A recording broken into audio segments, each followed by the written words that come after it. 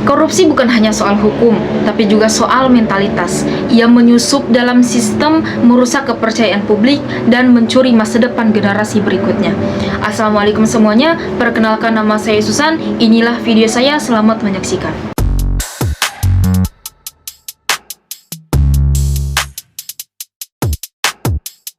Korupsi adalah musuh kita bersama.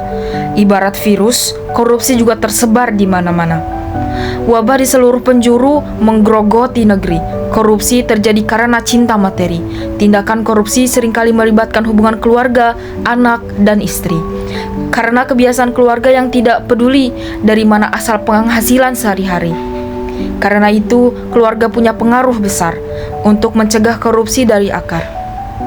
Di balik keluarga yang terhormat, ada anggota keluarga yang hebat, yang selalu mengingatkan sumber pendapatan, dan menjaga makna kebahagiaan dengan kesederhanaan.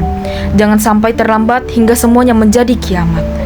Ditangkap penegak hukum, menghuni rumah tahanan bertahun-tahun, tidak pulang, melihat keluarga dari kejauhan, rasa sesal yang berkepanjangan. Karena itu, mulai mencegah korupsi sejak dini. Dari rumah kita sendiri, kita bisa mencegah korupsi dari keluarga kita sendiri. Pernahkah kalian merasa jengkel saat pelayanan publik tidak berjalan sebagai mestinya? Atau mendengar berita pejabat yang menyalahgunakan jabatannya? Ya, semua itu berkaitan dengan satu kata, yaitu korupsi.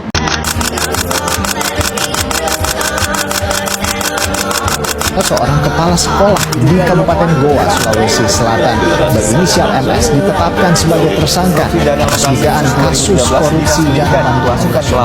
Tersangka akan ditahan selama 20 hari untuk pengembangan kasus korupsi yang melibatkan sejumlah pejabat daerah. KIP, dana bos, banyak hancur ini.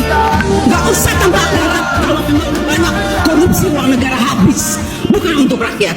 Korupsi adalah musuh bersama yang menggerogoti bangsa ini dari dalam. Korupsi secara sederhana adalah penyalahgunaan kekuasaan untuk kepentingan pribadi ataupun kelompok. Bentuknya bisa bermacam-macam, mulai dari penyuapan, penggelapan dana, pemerasan, hingga nepotisme.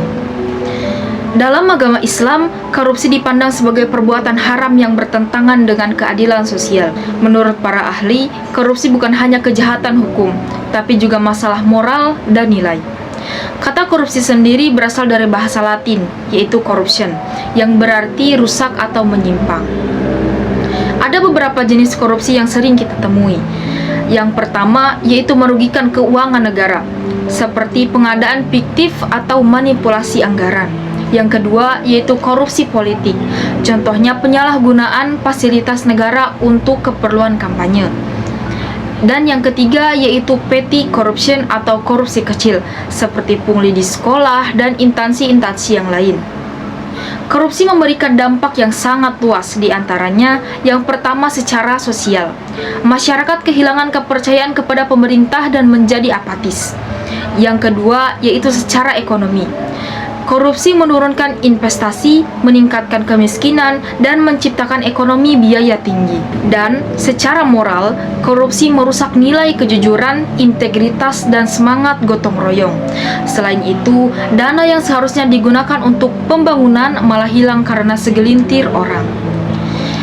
Menurut data dari ICW atau Indonesia Corruption Watch menunjukkan bahwa pada tahun 2023 ada 791 kasus korupsi yang ditindak dengan kerugian negara lebih dari 28,4 triliun rupiah.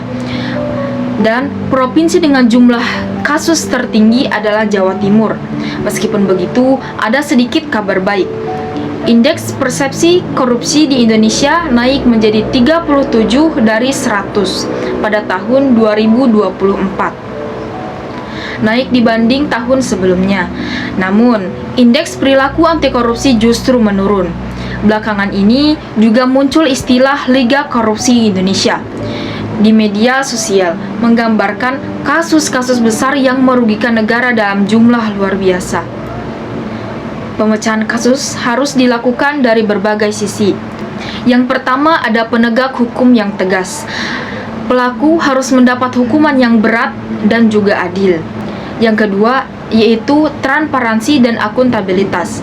publikasi anggaran, dan penggunaan teknologi digital agar masyarakat bisa mengawasi.